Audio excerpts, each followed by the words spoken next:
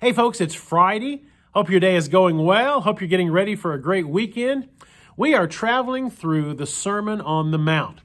Yesterday, we looked at Jesus' words about giving to the poor.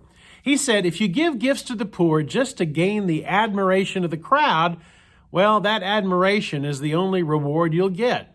But if you give quietly, anonymously, God will smile on that gift and your heavenly reward will be great. Now, the next part of the sermon continues that same theme. We read in Matthew 6, 5 and 6 this, "And when you pray, do not be like the hypocrites, for they love to pray standing in the synagogues and on the street corners to be seen by others. Truly, I tell you, they have received their reward in full. But when you pray, go into your room, close the door, and pray to your Father who is unseen. Then your Father, who sees what is done in secret, will reward you." Jesus asks us to think, when you pray, who are you really talking to? Some of the religious leaders of Jesus' day loved to pray long, eloquent prayers to impress the people in the synagogue.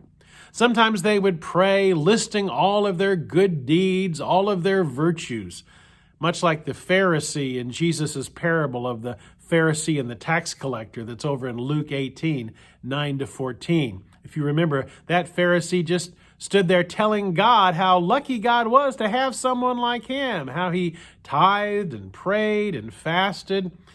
Jesus says in that parable that those prayers pretty much never left the ceiling.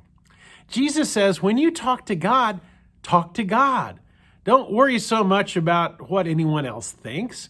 Spend time alone with God and let the words come from your heart. It doesn't have to be eloquent. It just needs to be sincere. Now, make sure you're part of one of our worship services this Sunday. You can come into our sanctuary where we wear masks and where we practice social distancing, or you can worship with us online. Our modern service will be at 9:30. Our traditional service will be at 11:15. See you then. And remember, God is good all the time.